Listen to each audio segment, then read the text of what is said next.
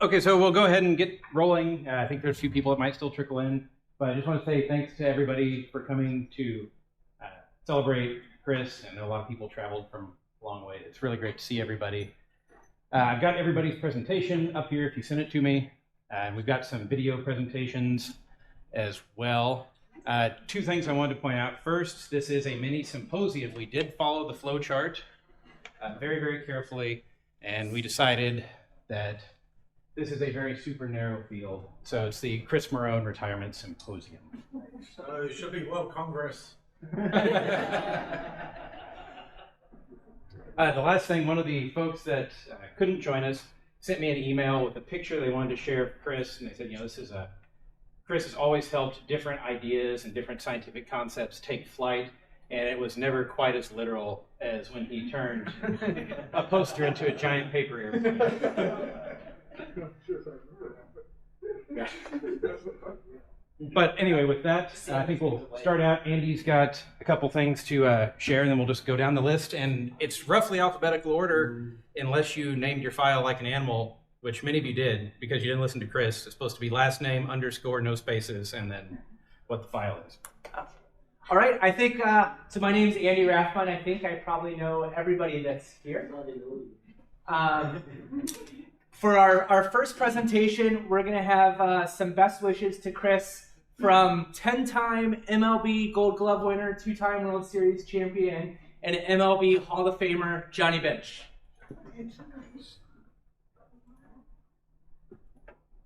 Hey Chris, it's Johnny Bench. See, I wore my Cincinnati Reds hat. I think I have my name on there. Over here, one of those is the retirement. Well, it's back-to-back championship, 50-year reunion we just had. And now I've got the City Reds, the city thing, the Cincinnati thing, and I got the Bearcats. Well, I shouldn't be talking about the Bearcats because Penn State. And what a great loss it's going to be. You are retiring, Chris. And all your friends and colleagues at the Rock Mechanics Lab, thank you so much for what you've done for them. You've devoted your time, your knowledge, you've shared with them the experiences. What a great life they're going to have. What you've created in so many young lives has been unbelievable. Plus, all of the staff around you and the colleagues that admire and respect you. And now it's time for retirement. Well, usually guys like you write books and stuff and travel. You go to Rome, you go beyond there, you go all the stuff that you've earned and will appreciate. So Chris, from all the Rock Mechanics Lab, the colleagues, your friends, they wish you a happy retirement, and so do I.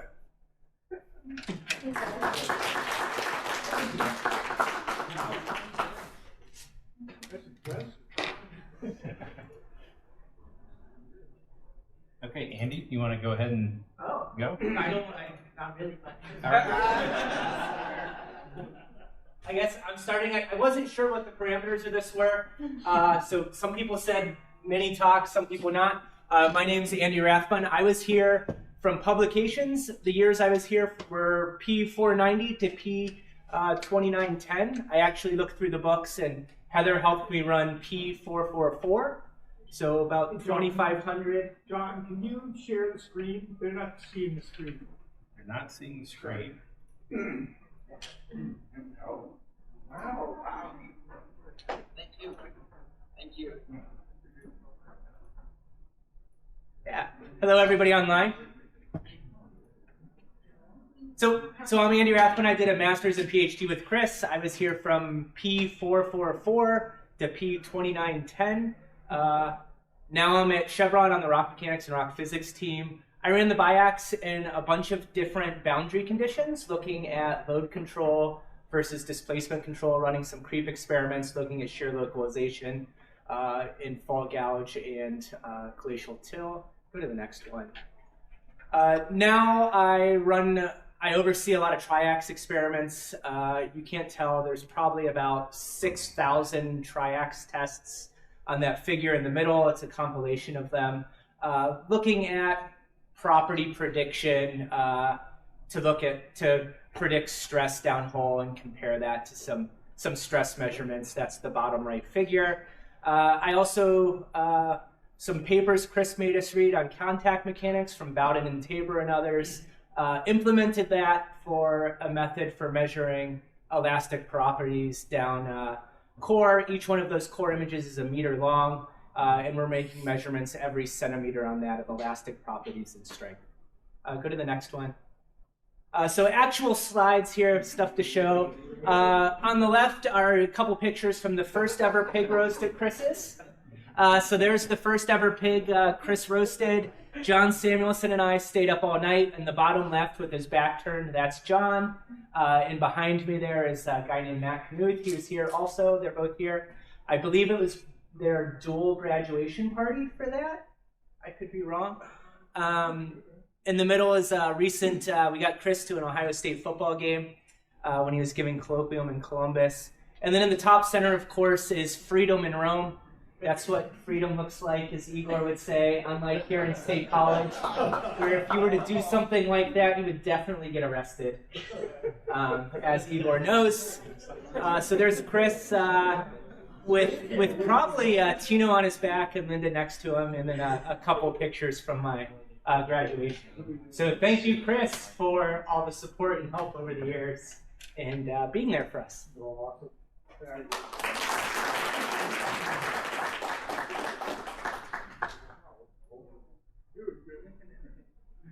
Chaz, you want to go? Sure. Ooh,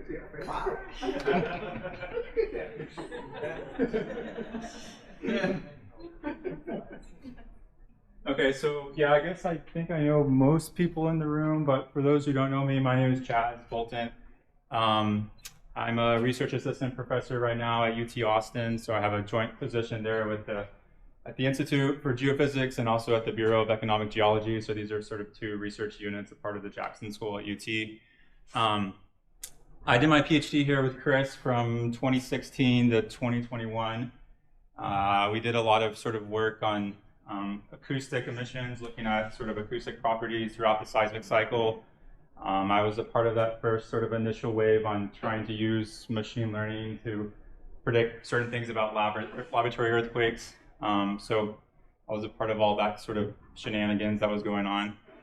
When I left here in 2021, I did an NSF postdoc at UT from 21 to 2022, and I've been at UT basically ever since. So I did a sort of research scientist role there from 2022 to 23, and then now I'm currently a research assistant professor, like I said, at the Institute and also at the Bureau.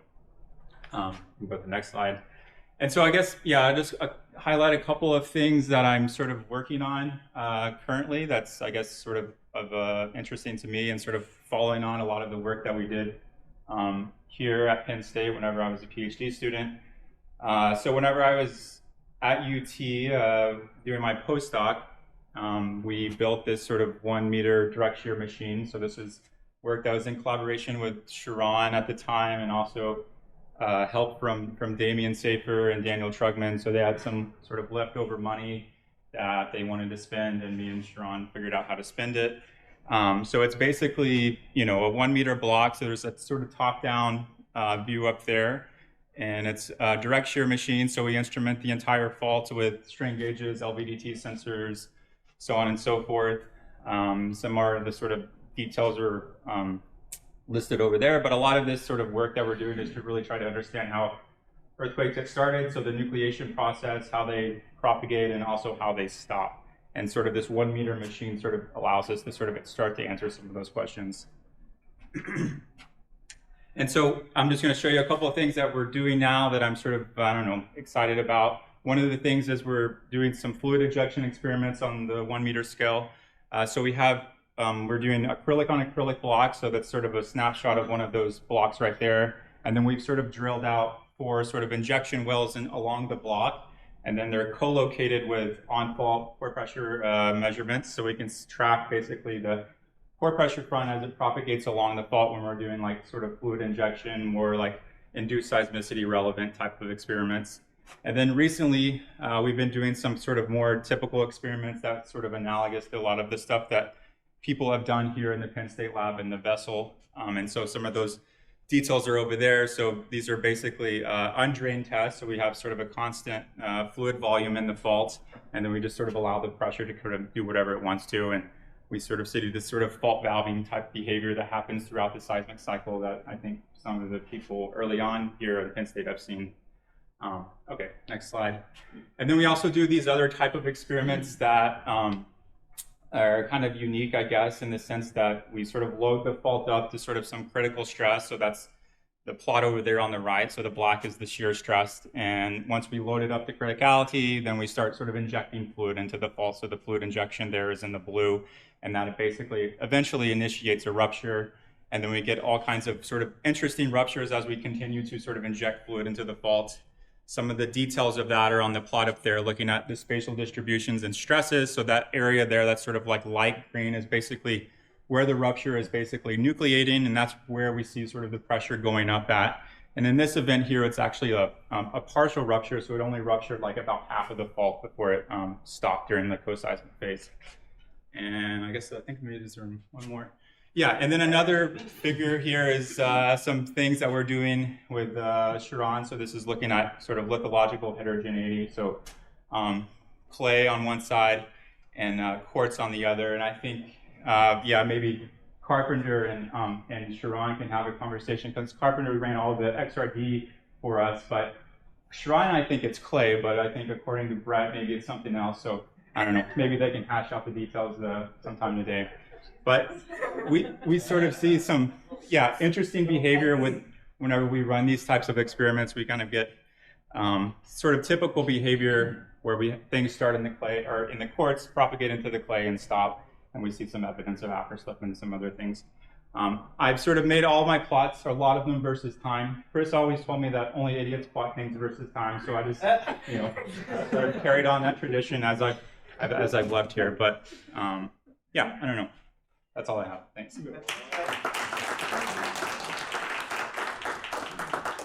I do have a question, Chaz. I was wondering if actually Chris has any comments about the axis labels. Yeah. I do appreciate there are no open symbols, but I wasn't sure. Yeah, exactly. The font size is another thing that really, annoyed Chris. So I try to keep it as small as possible. So I don't know. Yeah. Does that say afterslip up there? I think so. It's beautiful data. Yeah, the problem with finding things versus time is, what happens if you happen to go to once and then nothing's happening at all? Exactly. Do you want that too, or what? Nah, we ignore all that. Cut it out. All right. Beautiful. Thank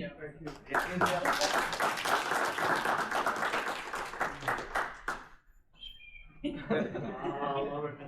Yeah, so my talk is a little bit of a different flavor than the first two.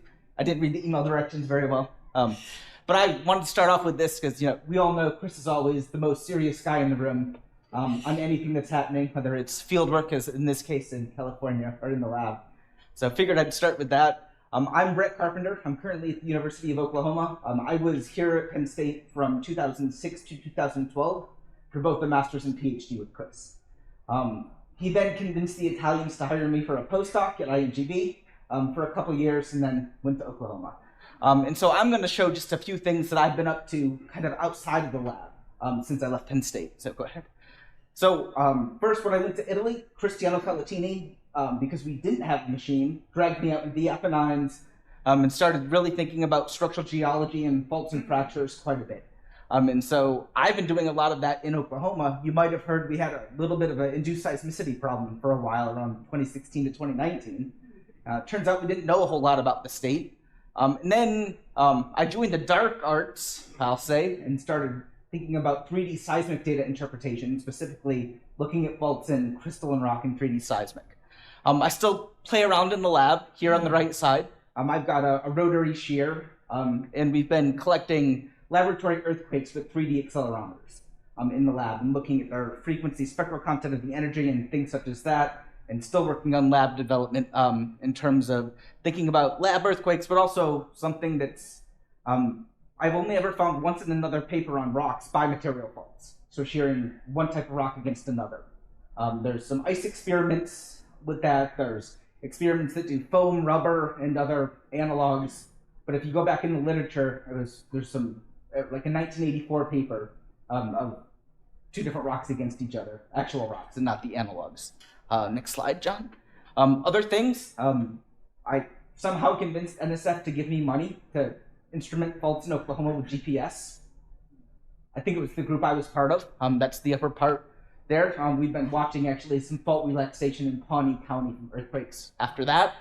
And then I collaborated with Ahmad Ghassemi in petroleum and geological engineering and really starting to think about petrophysical properties and heterogeneous properties and anisotropic properties in crystalline rocks, where we're measuring elasticity, moduli, and things such as that, and finding anisotropy up to 20% in granite, which breaks a lot of assumptions for seismologists who think it's isotropic when thinking about seismic rates. And then last slide. The other thing, I adopted a dog. In the middle is mine. Top middle is Cash. And then once I got that sorted out, I've been fostering dogs for the last 2 years. And so that's the different fosters I've had.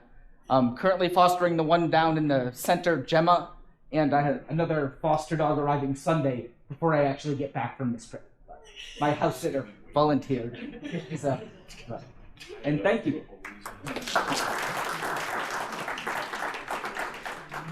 John, we had a request online to show the audience to people who are online. Is that camera? We're using my laptop camera. That's just That's just recording. Okay, so we did.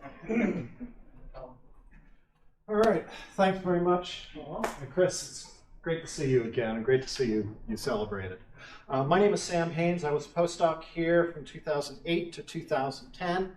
I bounced around quite a bit since then, more into the sort of back into the more sort of field geology, petroleum geology field or area.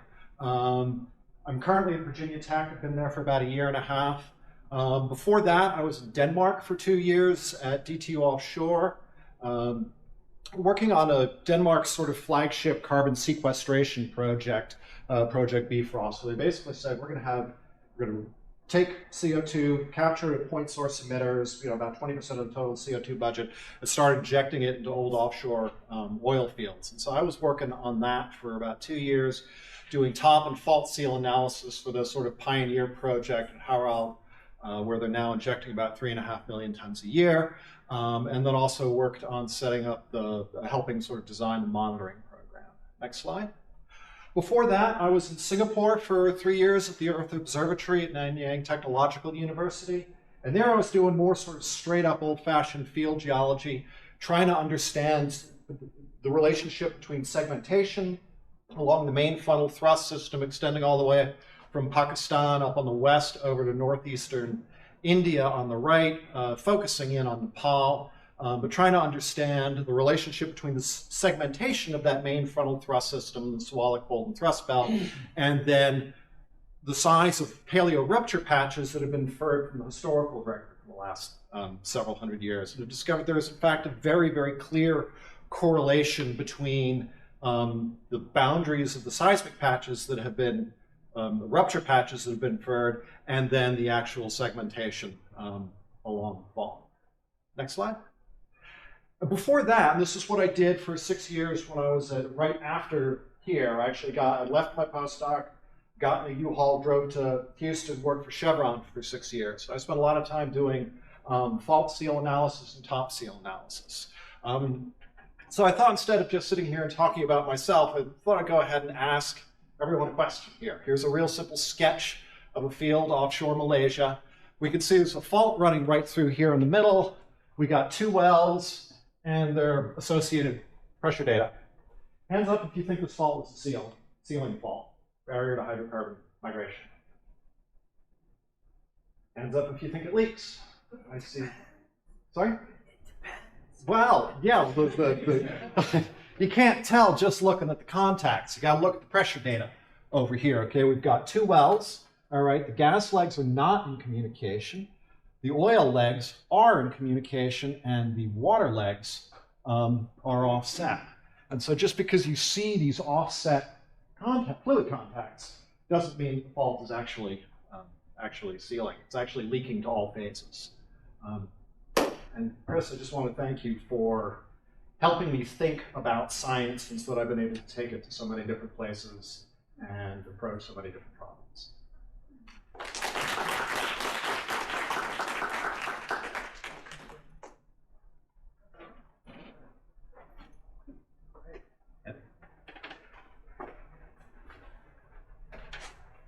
Is there a mic? Are people There's one micing? here if you want it. I don't think I need it. Do I need it? No. Okay. I'm Heather Savage. I was a PhD student with Chris from 2002 to 2007. I have no recollection of what my experiment numbers are, except for I ran P1000. Really pissed everybody off. In the middle of the night. It was not the middle of the night. This is hilarious. It's like they're gone for lunch for like 5 hours, and they're like, "How did you do it?" Anyway, I am a professor at UC Santa Cruz, and obviously from my 2002-2007 comment, I've been gone from here for a long time. But I came to Penn State having done a master's in structural geology, and I kind of felt more at home in the field at the time. So I kind of just wanted to, but everything I learned here, like I've used to think about when I look at faults in the field, and I'll show you too. Well, I'll just start here. So I do a few different things when I look at faults in the field, like your basic structural geology, but I also do things like sampling faults and running friction experiments on them. I've started, since I moved back to California, I've started mapping faults. This picture on the lower left, if you're like, why are we looking at cracks in asphalt? It's because those are 3 creeping strands of the San Andreas. They're all like about 100 meters apart from one another on a road, about an hour south from where I live. And then there's one last locked strand on that road, and that is mapped as the main strand of the San Andreas. So I am starting to think about like mapping, like things we all think about a lot, like creeping versus locked faults, stable versus unstable. Trying to think about what does that actually look like spatially. We think about that in terms of maybe depth, or we think about it in terds of one fault behaves one way, one fault doesn't. And this is a weird, super weird spatial transition over like basically like a block. So really fun stuff like that. And then I also do things like sample. This is a picture of the Punch Bowl fault, which maybe many of you have seen at this point. My measuring tape, unfortunately, is in inches, so it's about 4 inches wide here, but that's all they sold at Riverside Ace. Okay, and I do things like look at temperature, like I map earthquake slip in the fault using temperature proxies like biomarkers, like potassium argon dating, things like that. And that work actually, I think, grew out of, oh, these are mixed up. Well, only 3 slides and I still got them out of order. That work grew out of stuff that we used to talk about a lot when I was here, and that was strength of faults. It was long ago enough that we were still talking about are faults strong or weak. We were thinking about how would you measure stress on a fault. And we were thinking a lot about the frictional energy that went into fault zones, and the lab group that was here at the time, we were all excited about looking at like earthquake energy budgets and things like that. And that got me started on that road of trying to figure out ways to actually measure temperature rise in faults during earthquakes that would lead me to being able to estimate frictional energy. I now have my own lab at UCSC that I built when I moved there in 2019. Those are one former student, Christina Okamoto, and one current student, Julia Crow, running our TRIAX experiment.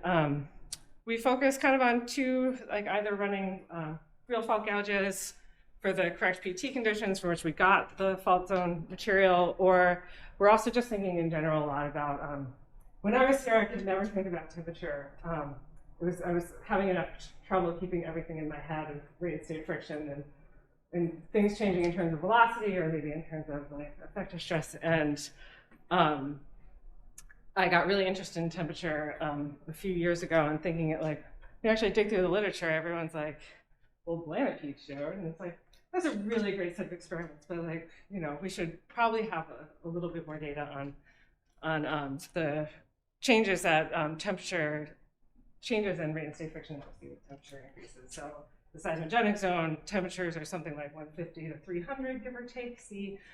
And so that's the kind of zone I'm interested in really exploring. And then finally, I just wanted to shill a little bit for Lehman Geophysical. No, this is a bespoke instrument that Lehman made for my lab. One of the things that I really focus on now is when things would heat up really rapidly, like in an earthquake, how did the chemical reactions so again, like thinking about things like biomarkers and potassium argon, basically earthquakes acting as a way to reset the age of your clays. We use that we've been using it to try to date earthquakes, which is really fun. And Lehman made us this little rig that is basically just a reactor that has a furnace that slams on, like heat up the furnace and then you slam it on. And I told him when we were making it that you have to make it dumb enough for undergrads. And so this is the outside of the box. And so when the box goes above 50 degrees, there's a big hot sign and danger signs and burn signs. And I was like, perfect, it's perfect, thank you. So that's another sort of related to thinking about the temperature of earthquakes. But really just starting to think about earthquakes as a metamorphic process. Like you're going to make new rocks when you heat something up to 1,000 degrees C, even if it's only for 10 seconds. So yeah, that's it. But actually, no, I just want to like a lot. It's been really great to hear what everyone else is doing, and I kind of wanted to. I thought maybe there'd be more friction stuff, but I wanted to emphasize that even though Chris is so well known for being a friction person, he's really a wide thinker, and just the ethos of the lab is to hang out and to talk and to bring a paper that you just read, and so like I think it's stupid, so it's like I don't, and just kind of having that kind of conversation, and maybe it goes to the bar afterwards, and I think we were just together so much that it was such a good atmosphere, and we learned so much from each other and from Chris, and yeah, that's it.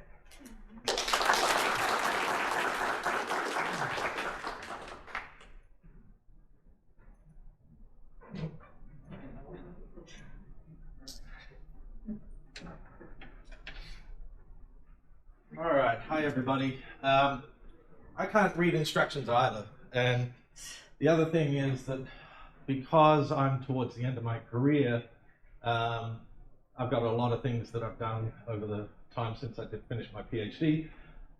Spent the last 20 years of which, almost 20 years at ExxonMobil, and it'll probably take me 2 years to get external release from the company. So I'm instead going to go through a little bit of a march down memory lane that I could simply do under my own steam. So Chris and I go back a number of years. I started my master's degree in New York in 1989 at the lab that was then operated by Chris Schultz at Lamont Doherty. And Chris had obtained his PhD from there in 1988. We did not overlap, unfortunately. But I was constantly working in Marone's shadow. Next slide. There were signs of Marone everywhere. There were lots of things that were left over Marone that I was dealing with. And particularly as I went about rebuilding that particular apparatus that you can see in the photo there, which I spent 4 years of my life working on during my master's. Next slide. So while I was doing my master's, Chris was bouncing around the globe. He went down from New York down to Melbourne, where he had a position at CSIRO, well, Melbourne University, I think, right, and then working at CSIRO. There he discovered how cool Australians are. And then, in 1991, bounced back to UC Berkeley. Couldn't quite afford the ticket back to the East Coast, that's as far as he got. And then eventually moved to MIT in 1991. I think I got the date wrong there. Right? It was two? Okay. Next slide. So the fall AGU in 1992, Chris met up with me. He'd heard that I'd been working in the lab at Lamont, and basically came up and said, "Do you want to come and work with me?" I think this is how the conversation went. Yeah, correct me if I'm wrong. And I went, "Yeah, let me think on that. You don't look too old, so it can't be that bad." I'm not sure. He offered to take me on, or steal me actually at that moment in time, from Fred Chester, who was at Worcester, who was gearing up to take me on as a PhD student then. Next. And the conversation went, "Yeah, at MIT." And I went, hell yeah, I'm there. So on I went to MIT in 1993. Chris was a great mentor, advisor, got me through my first semester, which was pretty harrowing at MIT. He got me through my generalist exams, which I thought I was going to bomb totally, and if they'd have asked me to spell my name at that point, I probably couldn't have. He gave me free reign to dismantle, build equipment, and forgave me the accidents that occurred in the lab. There was one day where we had boron nitride explode throughout the entire lab. That was not me, but I was working with the guy that did it. So I got a little bit of the blame. And I also found out boron nitride's a little bit of a laxative. Chris also taught me how to throw away about 300 experiments because they had to be done in an extremely regimented way to tease out second and third order effects. So that was a bit of a letdown, losing kind of half my PhD, but that was a good lesson. He sent me to a lot of meetings across the US and overseas. We got 4 papers out of my thesis, but most of all, Chris, you were an awesome friend. Thank you for that. So some of the memories I have of MIT, the beer fridge, I'm glad to see that tradition continue. Building and rebuilding rigs. Not only did I worked on the triax at MIT, built the biax at MIT. LabVIEW we got installed. We had a lot of gadgets that we built for interactive tours. I'll never forget the hammer bell with the lights that we built, or I built for you. Talked about dusting the lab with boron nitride. There was another accident. We had the entire hydraulic oil tank dumped out onto the floor on a Sunday morning. Oops. We broke the biax load cell. That was not me. And we had a lot of parties at Chris's place. Next. But the best memory I have, fellow co-student and me helping Chris move furniture from his house, going up and down these narrow stairs. At the bottom, this is a real photo from 1990s, not Photoshopped whatsoever. But at the bottom was really hefty guy, Kevin Fry, unfortunately not here. But he was able to take the load, and I was up the top just helping. I still have that. Oh no, I got rid of that tattoo. All right, next. Chris helped prepare me for life after MIT. I had a postdoc at Texas A&M. Fred Cheska often said that he got the better end of the deal. After you stole me from him, he got me for the postdoc where I was already trained up. From there, I went to Idaho National Lab, had a few non-peer-reviewed papers out of there in the geothermal division.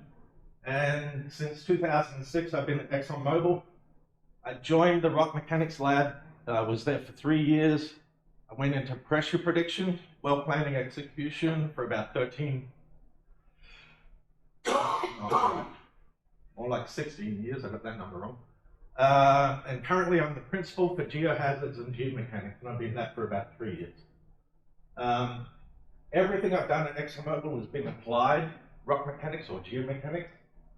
And in the literature base, I've only got 4 non-peer-reviewed stuff out there externally, unfortunately. That's the industry for you. Next. But what Chris didn't teach me, nor anyone else in my grad career, were things that I've seen in the company that surprised the heck out of you.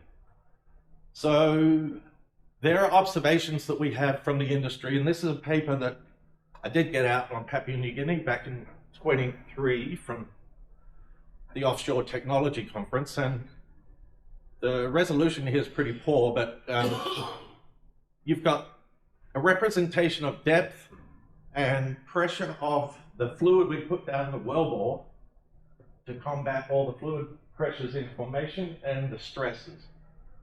And curves to concentrate on here are the blue, pore pressure in formation. The black is overburden, and the orange is least compressive stress.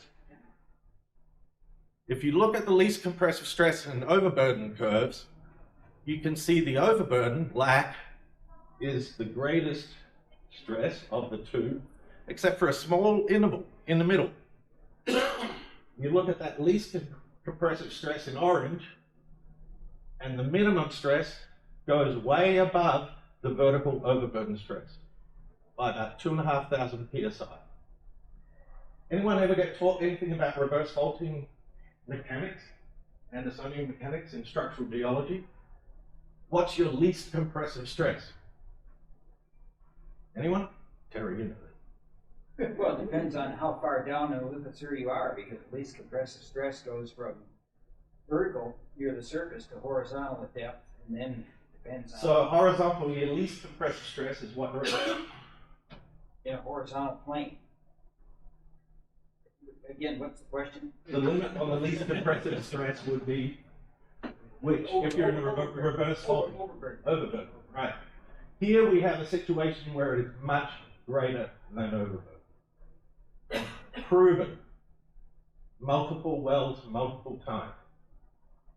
So this is the only thing I've got published outside the company, but there's a variety of things inside the industry that have blown my mind that academia really doesn't prepare you for. All right, next. So on that note, Chris, happy retirement or semi-retirement. Some of you probably don't know that award I gave to Chris in 2000 as the Best Advisor or Boss Award of 2000. I'm not far behind you. I got that 2 years ago. I'll see you there.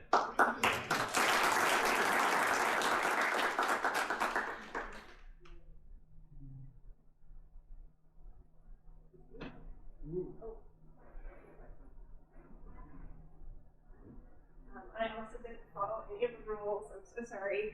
And I didn't think very clearly either. I didn't even put my name on the slide. I am Christine McCarthy. I am not a direct line of Chris, but we've had so many ways of overlapping and being in the same spaces and things. I wanted to share a couple of pictures that I have.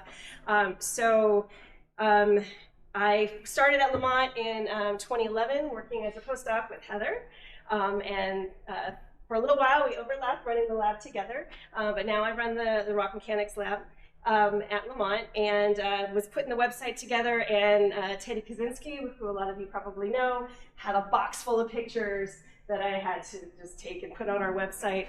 And so here are some that we have Chris, sort of circa 1988.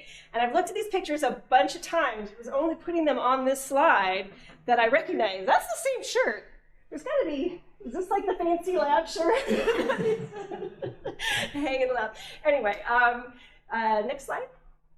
So I'm not going to get into a lot of science. It's mostly just a couple of pictures and reminiscing. But from this time, something that really stuck out to me and that I cite in a lot of my talks is some of this work on understanding the seismogenic zone. So the negative A minus B correlating to the distribution of earthquake sources. Next slide. Where I have worked directly with Chris was on PPEM. We were on the PPEM committee together. Not a lot of pictures, but there was a fun one taken by Mitchell at AGU. But the influence is still felt from Chris's time in that, based on the design and the great experiments run on the BIAX, Heather and I, working with Ted, designed the cryax. So it's the cryogenic BIAX, where we can do ice friction experiments. In action on the right, celebrating its very first running of ice on rock friction down below. Next slide. And then something kind of fun is that just like the observation in rock, that student, Mahi Zaman, was looking at ice friction stability from really, really cold temperatures down to warmer temperatures, the kinds of thermal gradients that you might have on icy moons of the outer solar system, and found that same sort of trend. So maybe finding the seismogenic zone on icy moons, which is pretty exciting. Maybe there's one more. Okay. Yeah, I know this is this is not this is for Chris's retirement, but I know since a lot of you do know Ted Kaczynski, I decided to let you know that he just retired. Finally, you're like, he was still working. 55 years of work at Lamont. He just retired. Chris sponsored a case of Rolling Rock for it. So Chris Scholes is here in the red, if any were looking there. Shots were done all around in celebration.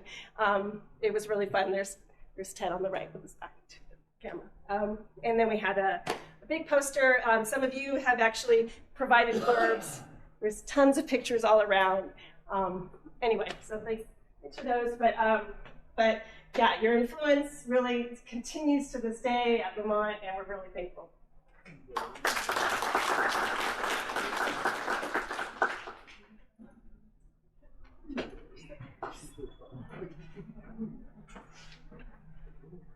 Hi everyone, I'm Tushar Mittal. I'm an assistant professor here. I don't think I know most of you, so I started here a few years back. And a lot of this that I'm going to show you is really from Rob, who was Chris's last student. He couldn't make it, so I was working with him and Chris, so I offered to kind of show a little bit of the stuff that he was doing. And from my perspective, I came in, my background is more in sort of volcanic systems, geofluids, but it was really fun to interact with Chris, and Chris was really open when I came in to work together, work with Ralph, and so forth. So thank you, Chris, for making, when I started here, my transition really easy and very enjoyable. So this was really work done by Ralph, which was thinking about the effects of cementation and fluid flow in fault gouges. So this is a paper that's sent in review with Chris and Rolf and some of the postdocs, which was thinking about sort of flight hole experiments and looking at the effects of having dry healing, which is sort of the traditional Dietrich type healing. As we get to longer hold times, we start to get a lot more healing associated with cementation processes. Next slide.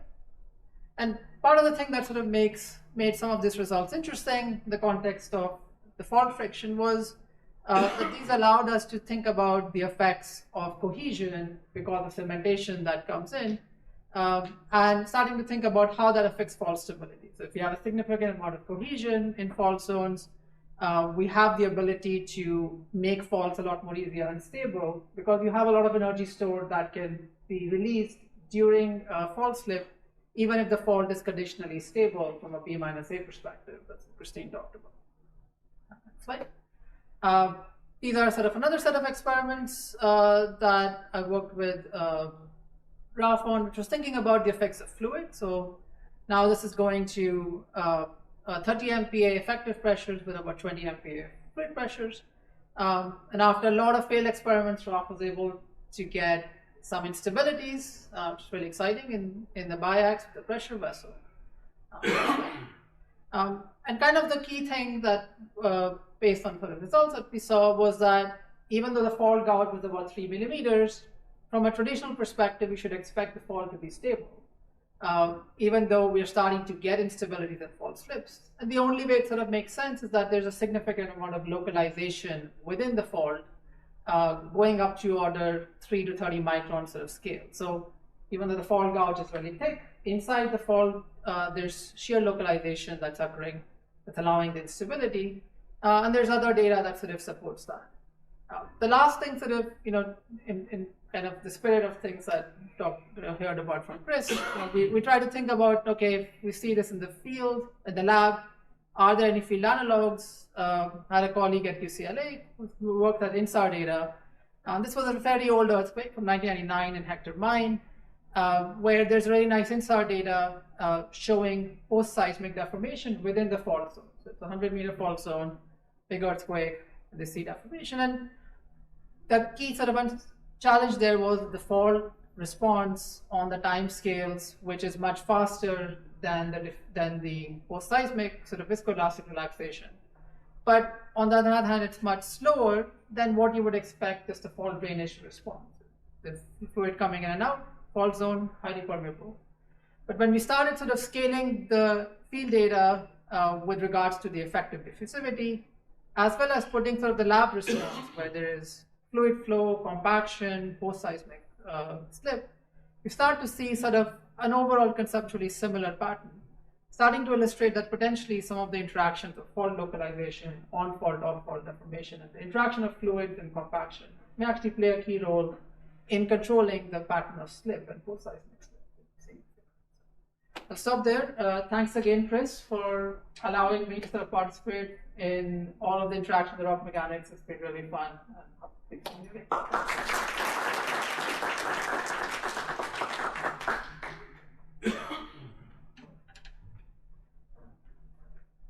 Oh yeah, I'm OJ. I just stole this from one of my talks. Yeah, so I'm at Marone at the University of Bremen. I was a PhD student from 05 to 2010 officially, right? Yeah, you all started in 05. Yeah, and I officially finished in 2010, but I was coming back regularly in 2013 till 2013, which is why Steve thinks I was continuously here till 2013. But so I'm P663 to actually P6080. Yes, officially.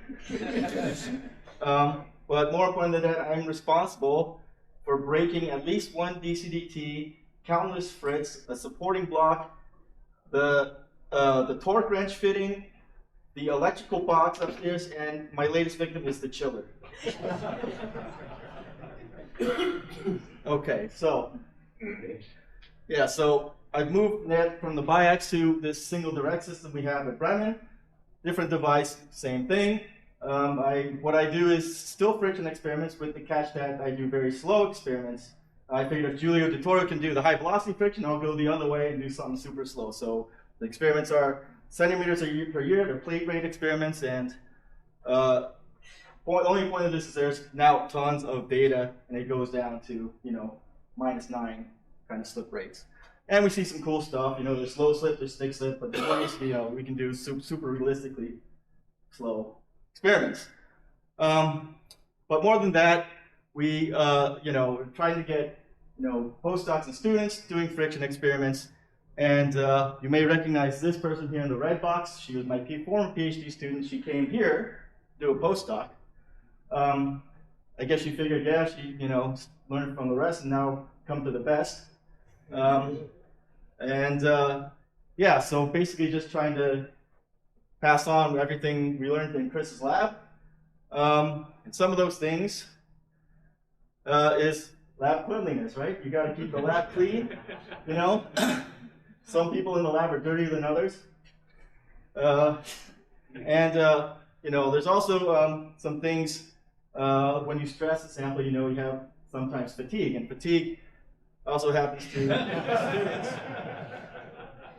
And from Chris, did a lot of work with Damien Safer, the creationary prisms, also thinking about fluid flow, so we know that fluid flow is important.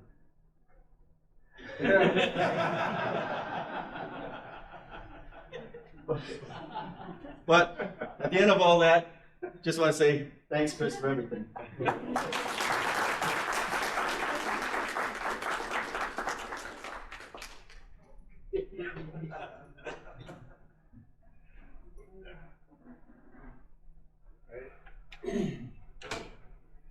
Let me put it this way, I would say I largely ignored the directive because I don't care about directives. And also I made this on my phone, so next slide. Give me a damn break. Yeah, I mean, I would say I came to Penn State in 2002, that's a literal truism, and I lasted here until about 2009. And largely I worked with Chris. I would say unlike pretty much everybody else who was associated with Chris in this room, I am kind of an orphan who Chris picked up off the street, right? Because if you'll note the highlight, and hopefully we'll get to see a video that I made and Matt helped hugely with when we created it. As much as I love Barry and as much as I enjoyed my time working with Barry, Barry sort of foisted me on Chris, I think it would be fair to say. And so I came here to work on volcanology related, science, and wound up working experimentally in Chris's laboratory on friction of volcanic materials as it would relate to particle density flows and things like that. But skip to select slide. When I transitioned to my PhD, my job was basically make this thing work, right? And so anybody who wound up working on the vessel, you owe a lot to me, so I expect beers later. And it was a pain in the butt. It was fine. There used to be a box of John's Rubbers upstairs somewhere. I suspect it has been renamed now for politically correct purposes. Next slide. The important thing, and I'm going to ignore most science-related things when it comes to talking here today, is because after my time here, I went to the Netherlands, right? I went and did a postdoc in the Netherlands, and I did a lot of science there, and I enjoyed my time there, but I came back from the Netherlands with a wife, right? And I came back, and I still squeeze rocks, and that's great and everything, but next slide. In addition to the wife, I got all these critters, so screw this guy and his critters. I got way more of them, though a lot of them are dead now, so that's sort of unfortunate. But I guess what I want to say in the short time that I'm going to bother taking up compared to most other people here is that I have a family because of him. So thanks.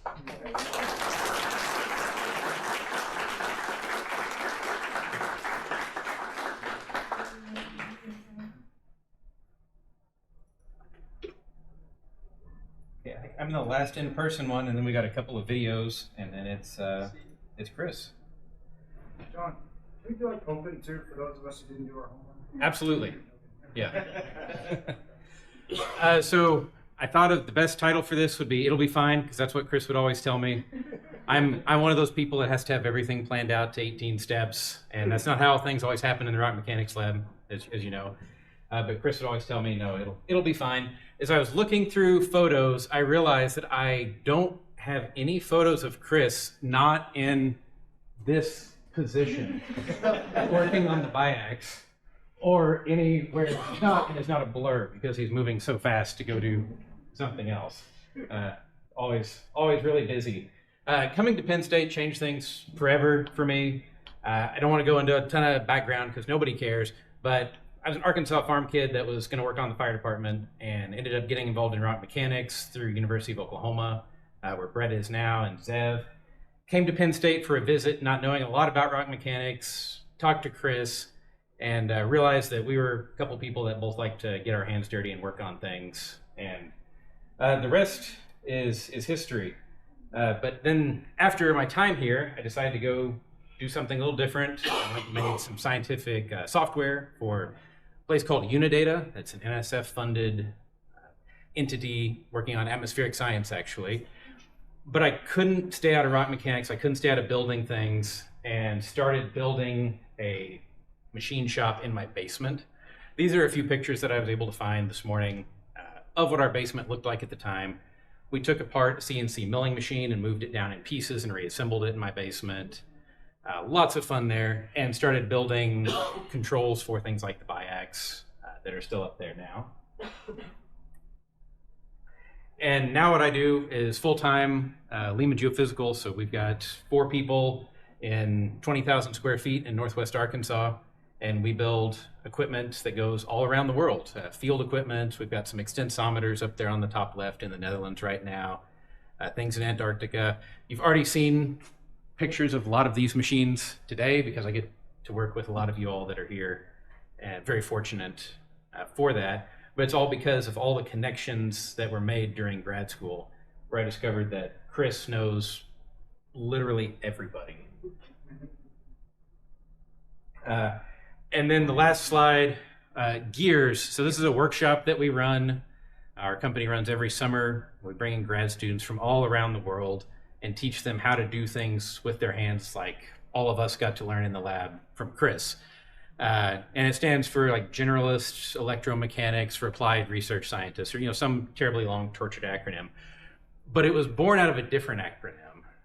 There was a class that we taught here that was called Techniques of Experimental Rock Deformation, and now I feel like I can express that that was because it would be turd, and Penn State never figured that out, so it was on books like that for a long time.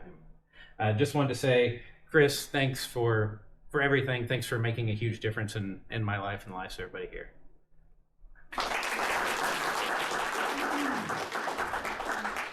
Does anybody want to do just a stand and deliver before we do the videos? Yeah. Yeah, so sorry, I didn't do my homework at all. I didn't think I was going to be able to make it until about 5 or 6 days ago. My name is Matt Knuth. I was an undergrad here from 2000 to 2004 doing geology, and Chris actually pulled me out because I took his class, I think it was a junior? You know, and suggested that he could work on this this project over the summer because we all needed to do honors lessons. And I was picking up some of the work that Kevin Fry started, and we were smashing spaghetti in the lab to do frictional experiments. And I still get, it's a story I can bring out at the bar to impress anybody, right?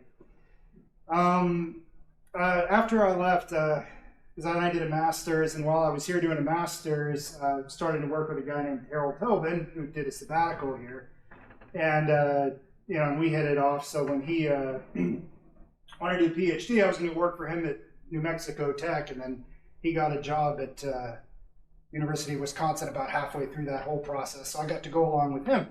But he didn't have anything at Wisconsin, right? So my first job was basically to rebuild his lab at Wisconsin. And the stuff I learned from Chris here, I never would have been able to do that. Because, like, in addition to all the geomechanics, all of the geology, one of the things I learned here was just how to be resourceful, right? And, you know, that you could do different things, that you had other options. You could build stuff to solve problems, you know, rather than, you know, running something, you know, on a canned apparatus. And after I left Wisconsin, I went to work for Shell in New Orleans and now Houston. And one of the things I've realized with the industry experience is that the mindset isn't always there, right? You know, we work with these big labs, people have, you know, canned ways of doing things, but, you know, what I learned here, like how to be an experimentalist at that level, that's carried me through pretty much the whole time. You know, a lot of stories. Try to think. I was here around the time when the vessel was being built too. We mentioned the thing about the kind of one of my favorite lab stories was when we all thought the BIAX was talking to us and Chris wouldn't believe us, and we would come in late at night and we'd be doing the experiments and the BIAX would start kind of talking, and it sounded like somebody was talking, but you'd go over and you couldn't quite make out the words. And so we all thought we were growing crazy separately until we started talking to each other. And then we talked to Chris about it. He's like, oh, that's impossible. And then we were standing there and it played the call sign for the Dan Patrick Show. Because the electronic shielding had failed somewhere and the BIAX was starting to act like a giant radio. And it's still one of my favorite stories. And I trot that one out to explain to people about making sure that your electronics are shielded adequately. It helps a lot with wireline tools also. So yeah, no, thanks, Chris. I mean, the stuff I learned here, I still bring out. I mean, I think I'm one of the only people in Shell who understands breakouts correctly because of some of those experiments we did on the blocks in the BIAX. Right. You know, and it's, you were a great teacher. So, thank you.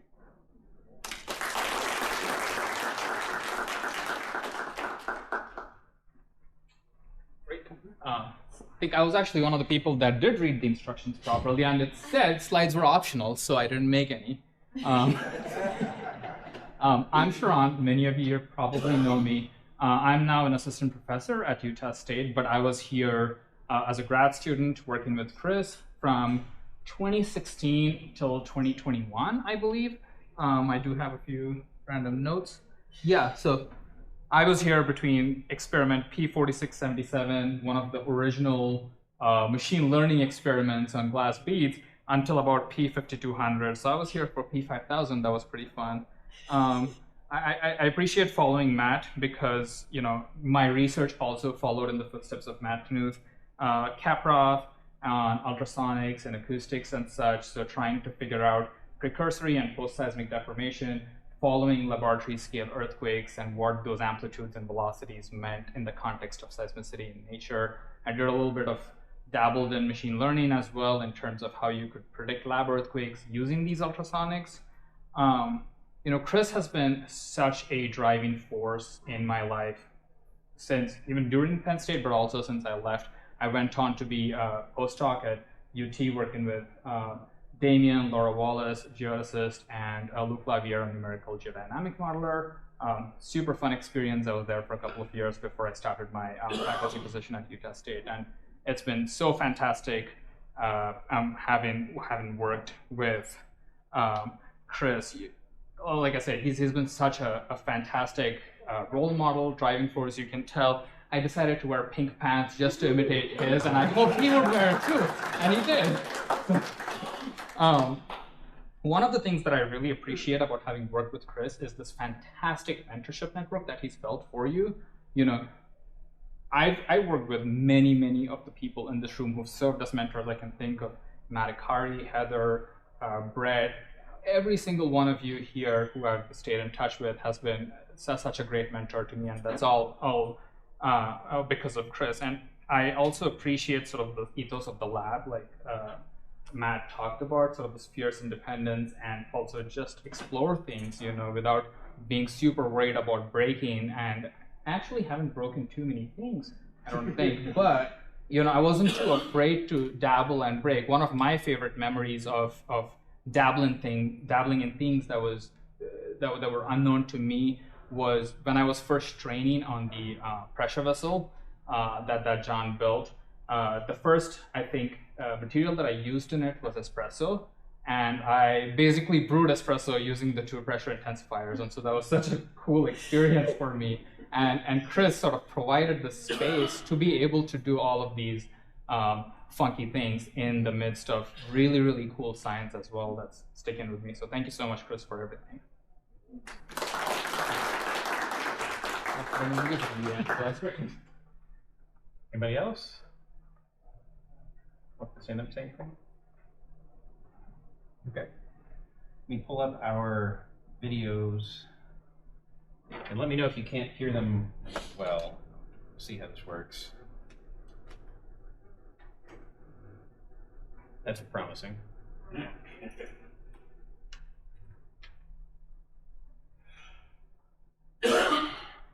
Cristiano's online, Yeah. Wait. You want to? I know that your favorite language now is Italian, but for the audience, I have to give this talk in English. A long journey with Chris, science and beyond. I met Chris in 2008 in a workshop in Italy, and during this workshop, we decided to develop a new type of rock deformation experiment. At that time, most of the friction tests were performed on powdered materials to reproduce the cataclysmic processes that are active along the seismogenic faults. However, a large gamut of faults within the seismogenic layer are made of phyllosilicate, and so we wanted to reproduce the frictional sliding along the phyllosilicate folia in the lab. And so we decided to go in the field for rock sampling. At that time, our families were a bit busy. We had 2-3 months old babies, two 2-year-old kids, and so Chris decided to go in the field with our kids. I was a bit skeptical about this type of a field trip, but soon Chris found a way to make our kids enjoy themselves in collecting the rock samples, and also helping us in finding the foliated fault rocks we were looking for. A couple of months later, I arrived at Penn State with the rock samples that we cut to obtain wafers for friction experiments, and the wafers were tested together with the powdered fault rocks obtained by crushing and sieving the wafers. And in this normal stress versus shear stress diagram, both rock type plot along the line in agreement with a Coulomb failure envelope. However, the solid foliated are weaker than the powdered analog, with friction 0.2 0.3 lower. This because during the sliding, The powders are affected by cataclasis, grain size reduction, dilation, resulting in a higher friction, whereas the solid foliated accommodates slip by frictional sliding along the phyllosilicate foliage. So the folds on fabric make the fold weaker. Then in 2014, you arrive in Italy for a sabbatical, and here Claudio and Tino are used to mark the passage of time. And during this period, we had a great time at IMGB for science and beyond, at parties and sport events. And we did some experiments with Marco Speroni and Elisa Tinti, Giuseppe Di Stefano, where we reproduced some seismic cycles in the lab.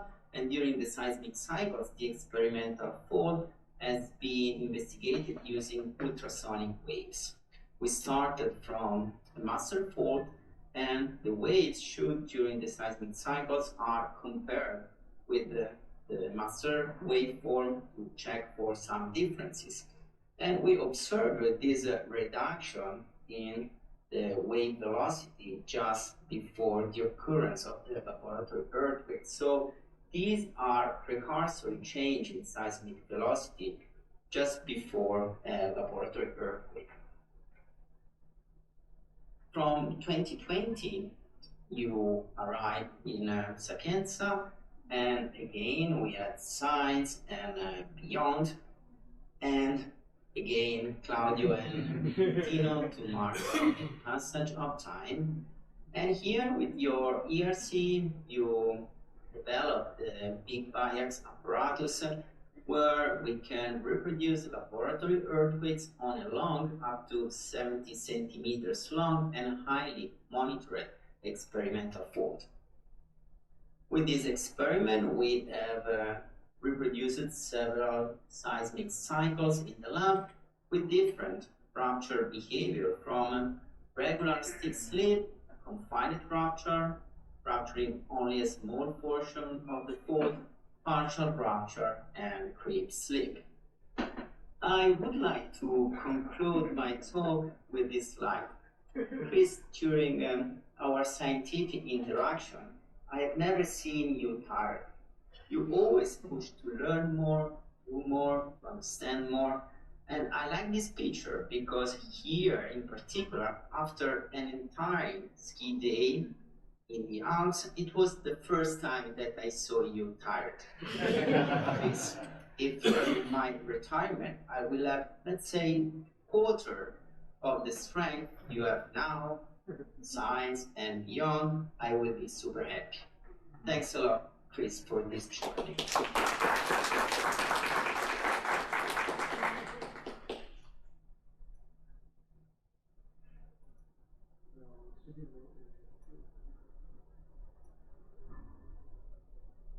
Hey everyone, my name is Masumi Roy. I was a student of Chris's way back when he first arrived at MIT. Since then, I haven't worked very much on rock friction, but I wanted to tell you that the work I did with Chris was formative in the sense that there's some paradigms that I've carried forward with me in all my work since then. Particularly the work I've done with all of these folks, these students.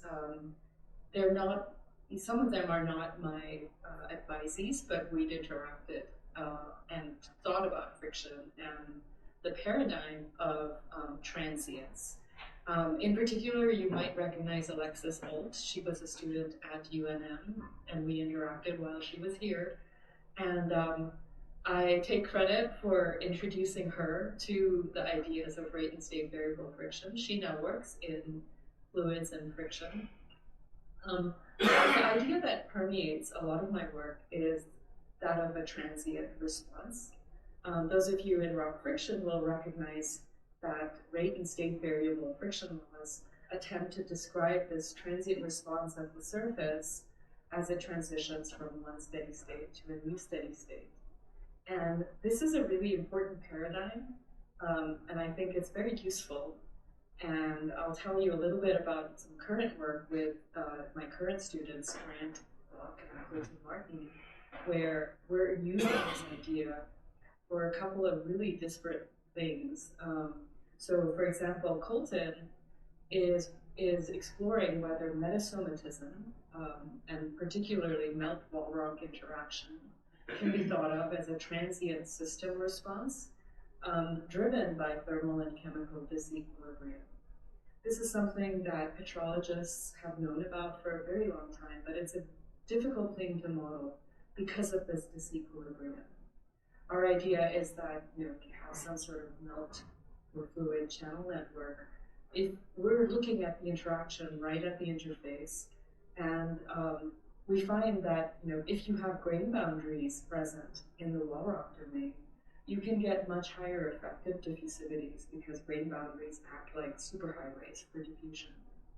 And so what Colton has been able to show is that on tens of millimeters spatial scale and thousands of year time scale, if you start with a wall rock whose concentration, let's say, of a trace element like neodymium is very, very low, and in the channel you begin to flow melt that has a very high neodymium concentration relative to the wall rock. Melt rock interaction can actually take that starting composition and move it more toward the lava or channel composition. And the y-axis here is dimensionless. It's basically a composition normalized by the channel value with a factor of a partition coefficient. So this is work that we're doing with Frieder Klein and Lang Farmer, and our application is to explain the composition of peridotite samples from St. Paul's rocks in the middle of the Atlantic Ocean. So again, the idea is a transient response. Here, in this second project, Grant Block is working with Brandon Schmant and myself, looking at the transient rheology of mush systems. These are places where you have higher than ambient melt fraction, and they surround liquid magma bodies. So our application here is the Yellowstone system. And so again, in response to a pressurization within the magma body, the idea is what are the transient responses of mush? And finally, in my own work, I think transients are a really great paradigm for thinking about the entire evolution of southwestern North America at a continental scale as it transitioned from Mesozoic subduction to Cenozoic extension. In this picture, what you're looking at, the colors are seismic wave speed structure at 95 kilometers depth, and the dots are places where you have Cenozoic volcanism. And there's a one-to-one correlation between places where you've had melt infiltration into the plate and low seismic wave speeds. And so what we're arguing, this is work, again, with Lang Farmer and Karen Fisher, we're arguing that what you're looking at here is a dynamic process, and this is just a snapshot of that process. And there's a transient response in the sense that the lithosphere-stenosphere boundary actually moves as melt infiltrates within the plate. And it's driven by thermal disequilibrium. So when you have equilibration between melt in the channels and the wall rock, you get two things. You get heating, so there's a transient growth of what I call a thermal reworking zone, a part of the plate that's heated because of the melt infiltration, and there's a rate at which the LAB actually migrates. And the migration here is driven by actual in situ melting of material.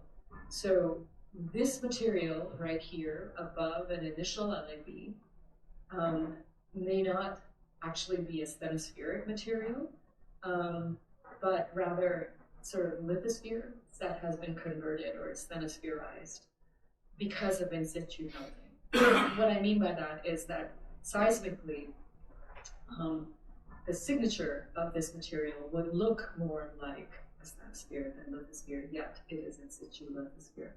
It's just the LAB has migrated upwards through it because of widening of these channels due to in situ melting. So all of my work deals with disequilibrium, and all of it relates to transience. And so I just wanted to say congratulations to Chris, and I'm sorry I couldn't be there to celebrate with you, but working with you was really formative. I went to my first AGU to present the work that we did. I went to my first Gordon conference to present the work that we did, and it was a lot of fun. You bring a lot of energy and enthusiasm to your group, and I've tried to emulate that in my groups since then. But yeah, congratulations again.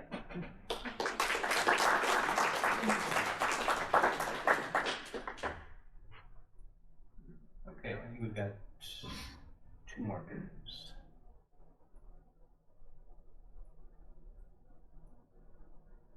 Good afternoon, everyone. I'm sorry I can't be there to celebrate Chris for his first retirement party. I wanted to share a small scientific contribution from Rome related to the work we have done over the past few years on artificial intelligence, using particular natural food data. Given the short time available, I decided to focus on the most recent projects that Chris has worked on with many PhD students via VR, both in geology and in data science. The core question remains always the same. We aim to better understand the physical processes of earthquake, from collision to their rest, with the lens of deep learning. Together with PhD student Laura, we used a simple convolutional neural network to investigate whether waveforms recorded before or after a mention could tell us something about the temporal evolution of fault properties. The paper, recently published in Nature Communications, demonstrates that such classification is indeed possible. It may be linked to differences in high-frequency content. Laura was so excited about the result that she even decided to go to see a fault during a field trip. With Giulio, after a long and intense training FaceNet for a region in central Italy characterized by a long-angle normal fault system with some high-angle antithetic structures, we were able to build a high-resolution catalog spanning over 10 years. The resulting dataset provides incredible detail on the fault structures illuminated by seismicity and reveals different pinch-shock population conditions with and without fluid diffusion. Together with Daniele, we worked on the noise and seismic signals using an innovative approach based on cold diffusion, a model originally developed for a 2D image processing. Using this method, we obtained a clean seismic waveforms with significantly better performance compared to the current state of art. With Aurora, we explored the use of large language model, Tiny Llama, originally developed for entirely different purposes, to apply it to air localization and magnitude estimation. We used only minimal inputs, station coordinates, speed wave arrival time from the first few stations within 5 seconds of the first trigger, and peak ground velocity around the P wave arrival. With just a few fine-tuning, the LLM produced impressive results. Finally, with Gabriele, we are investigating whether, using again a simple CNN, waveforms can reveal whether seismic waves have passed or not truly a highly fractured zone, and whether there is an indication of healing after the mention. Of course, we are also looking for possible precursory signals, but this work is still in progress. Over the years, Chris hasn't only done science in the lab or machine learning in front of a laptop or in online meetings. He also done science around the table, out in the field with students, during our daily lunches at the university or in the gardens. So, Marone, thanks so much for your energy.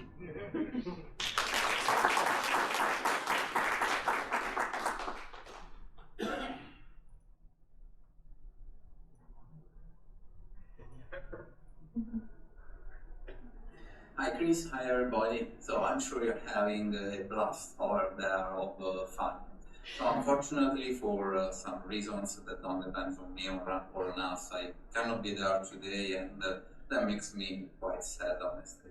So thinking about how to celebrate your career at Penn State and list all the achievements that you have that you had over there, it probably would take me forever.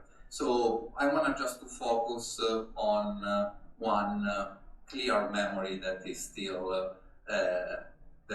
in my mind. So in these 15 years that we have worked together, I will never forget probably one afternoon, I believe it was around mid-July, when during a visit of Paul Johnson, where we were studying nonlinear dynamics during stick sleep in glass beads, one afternoon, by chance, you pushed myself and John in running, let's say, trial experiments. And so while we were running, after we accumulated quite a lot of displacement during the experiments, and with John we were almost ready to call it the day and kill the experiments, we started to notice a little bit of a wiggle in the data. And so, as we always thought when working with the biax, particularly when you thought, okay, this is noise and whatever, let's kill it. But waiting and waiting, we noticed something very interesting, that this wiggling was growing and then stabilizing into very slow stick sleep. And so we called you and Paul, and I still have so clear in my mind your eyes looking at the screen. So I don't know how to describe, but your eyes looked like that you finally found something that you were chasing from a very long time. And so that night when I come back home, I was walking with a gigantic smile in my face, and I had the feeling that I made my very first discovery with you. And indeed, if I still think at that afternoon, I still have the chills for all the emotions that comes up in my mind. And luckily, that afternoon actually changed not only my life, but many other people that use that technique to understand the stability of frictional sliding. Well, this is just to say that we will have much more discoveries to make with the new lab that you are building, because it is in your character, never stop improving, right? Ciao, Chris. Ciao, everybody.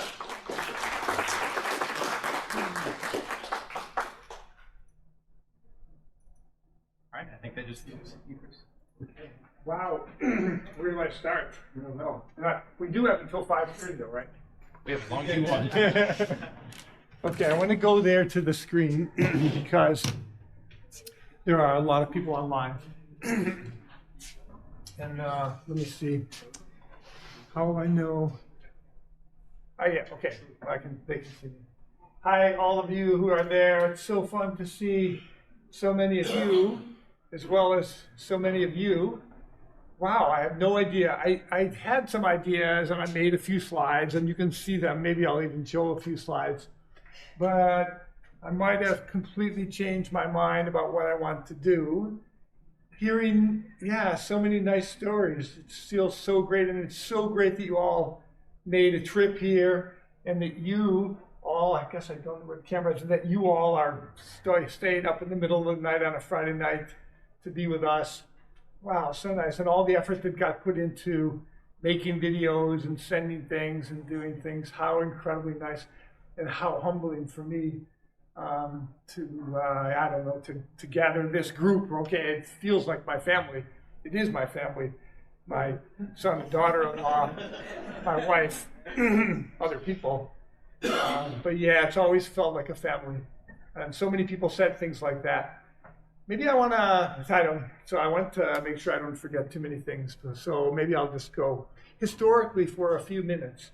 And a great place for me to start historically is this guy right here, Terry Engelder. Because when I was an undergrad, different times in my life, was continued throughout my life. I wasn't really very good at too many things. But I was invited to apply to grad school. And Terry Engelder was one of the people who had some confidence in me and helped to make it happen for me to be a grad student at Lamont. And I worked in his lab when he was still at Lamont before he came here to greener and better pastures at Penn State. But yeah, thank you, Terry. I can start there. I can also say that a few people have mentioned Damian Safer and Derek Ellsworth, and we should have mentioned them a lot more because so many people that have been part of the group here worked incredibly closely with Derek and Damian and other people. I see Chuck Hammond for one. So yeah, thank you, Derek. Thank you, Damian. Because I still think it's true. It's incredibly hard in my experience, not just as a person, but also watching other people. It's incredibly hard to have a scientific interaction in a lab with people. It's a little bit like a marriage.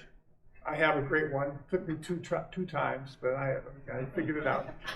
But to share a lab is it's an interesting experience. It's not the same as sharing a code, a numerical code. I can give it to you. I don't care what you do with it.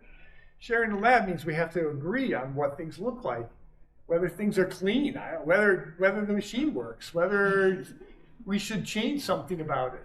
And that over the years, I realized that one of the things that was so nice for me with Derek and Damian was that I trusted them. And even when they occasionally said something that I wasn't sure I believed, I thought, well, yeah, I trust them. And that's something you don't get from everything else. You don't often get that in life, in my experience. So it's really nice to have people that you trust, and you don't really worry about you don't have to agree on everything. You just know that they're good people. Okay, so I can start there. I love one thing that Heather Savage said, and that we had this great connection that existed also at MIT.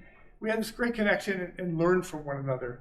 And I don't know what it seemed like to you, but I always felt like I was like the best, the most interested learner in any of these groups. I learned so much from all of you guys. Occasionally I knew something. Usually I didn't know too much, and I just learned from you along the way. And yeah, that was a great experience. Maybe I learned how to work hard, or not how to, or I wasn't very good at giving up. And maybe I learned that as a kid. I feel like that's kind of helped me throughout my career. The feeling of persistence, right? You don't give up, even after you got the third rejection about a great paper. And okay, it happened with lots of you, but certainly with John Lehman's paper that was published in 2016, based on those experiments that Marco was talking about, because I remember that afternoon too. We realized that 12 millimeters of displacement wasn't enough. You had to have 16 millimeters of displacement in that configuration to get past the point where you built up enough shear fabric and you changed the frictional properties to match at that point what we had with the loading stiffness of the machine. And I remember I went on sabbatical in 2014, not long after those experiments, when John was still developing the data set. And I spent a big part of that sabbatical when I was walking back and forth to Sapienza, trying to understand how the hell it worked. And we finally did understand how it worked. And that was in John's paper. And then, yeah, an interesting part of that was that we submitted it to Nature. You go one story after another of papers that you submitted somewhere and then haven't been published, but it was submitted to Nature and instantly rejected by Chris Schultz, because he later told me, well, I was really sorry, I just didn't like some part of this or that. And so it went to Nature Communication. Okay, so I don't know. I put this picture here because I thought, okay, it's kind of fun to see how young everyone is. There's Steve Carter, he's over there. This is, unfortunately, Kevin Fry couldn't join us, but it was a big part of moving the lab here from MIT. We built the main parts of the BIAX at MIT, but then moving it here was a big deal. Liza can laugh and tell you about how our house and the lab was all moved in one truck. And to this day, when you go to my house right now, you can see the MIT stamp. What is it, Eliza?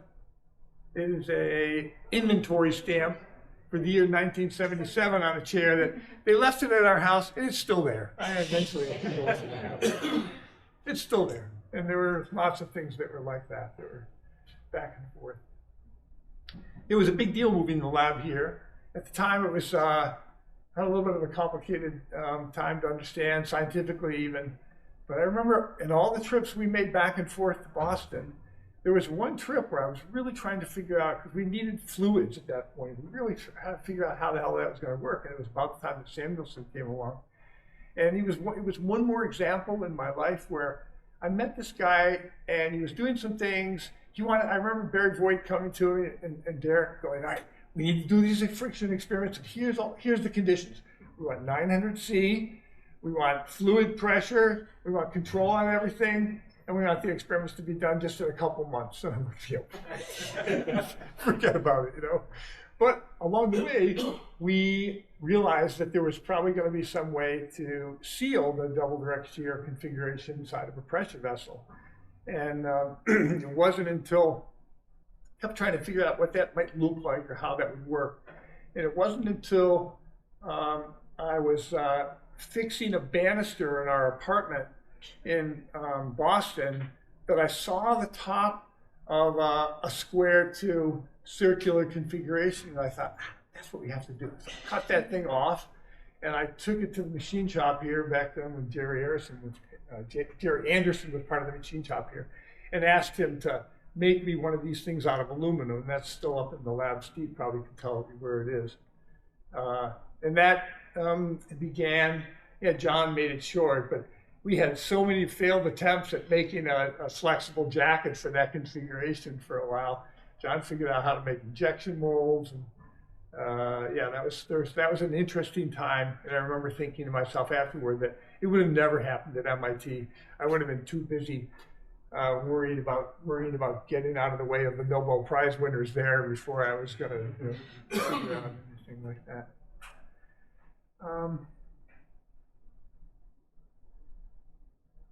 Let's go to the next slide. I'm not sure what else is here actually to tell you the truth. I spent a couple minutes looking at old slides and thinking about what I might do in some clever way to make slides. And this one here caught my eye because I remember giving a talk that had a title like this. And I remember that talk, it reminded me a lot of the feelings I had about the idea that I might say something here. Say something more than I maybe already said, and I want to say it again, which is just such an incredible experience. It's so nice for me to see all of you. This is my family. People have come home, and that's so cool. This little configuration that was on the blackboard for a long, long time was like the most important instrument in the lab, right? You can do whatever you want with transducers and wiring and electrical diagrams and analog circuits, but without this blackboard, there would not have been a way to organize ourselves. And it was part of the getting together on a regular basis and chatting about how it was going to work out. I think there might have occasionally been some bad blood about this blackboard. I don't know if lots of times I pretended not to be able to hear very well when there was that kind of problem. You can see people like Carpenter who came along, taking on Marco. Yeah. So then, eventually it got to be something more than that. But it was always a part of what drove me in science was realizing all the things I could learn from you and the value of a collaborative community. The things that, not just that we were going to learn from one another on a day-to-day basis, but the idea that we were going to build something together and build an interaction together. And that didn't happen. It happened because of Damien, it happened because of Derek, and it happened because of all of you, because we were not afraid to work together. And people would never spend time worried about who was going to be an author on a paper. It just worked itself out. It wasn't an issue. I don't know if I even just think to myself, what are there some things that you tell people that are the key points to remember? Well, probably I've already said them, because interacting with people, that's a key point to remember. Being fair to people. But also, one of the things I realized that over the years that was really great about what we had, and lots of labs, and you're all in them now, where you have a giant lab, it's this big, and it's got 4 instruments in it. And when I go visit those labs, and I'm exaggerating to make my point, when I go to visit those labs that have 4 instruments in them, 3 of them don't work. And they haven't worked for the last like 6 or 8 months or 3 years or something else. This thing always worked because we all used it, right? And it was adaptable. And that turned out, I think, to be incredibly useful. That there were bummer times, like right now when where's your car? He broke the. I think I probably broke the most things. But all right, so yeah, something breaks, and then you've got to fix it. But if you've got 5 machines and something breaks on machine number 3, it's just it doesn't get used for 3 years because people figure out they stop using it. Now the Biox always had to run every day, and it did run for a long time. I don't think Steve and I ever really had any bad interactions. The closest we ever got when he would call me or tell me something, it was like, "Oh, machine's going to be down for 2 weeks." I'm like, "No, it's not. What are you talking about? Are you crazy? Machines can't be down for 2 weeks." And sometimes it was down for 2 weeks and couldn't fix it. Machines that run every day. And I don't know. This was another part of it, and I don't care about anything else on here, but keys for running a collaborative lab. Yeah, in addition to being lucky, and I had made a list of them. And that on the list are, the same thing over and over and over. There's just, you can talk about how great it is to have what the right person is that you want in your group. Nothing matters except for having people who want to learn something and aren't afraid of trying new things and learning new things. So yeah, I don't know. There's Alex McKiernan, came here with Damien. There's Samuelson. That young guy is Rathbun. Where is he out there? Yeah, right. And Canuth, right?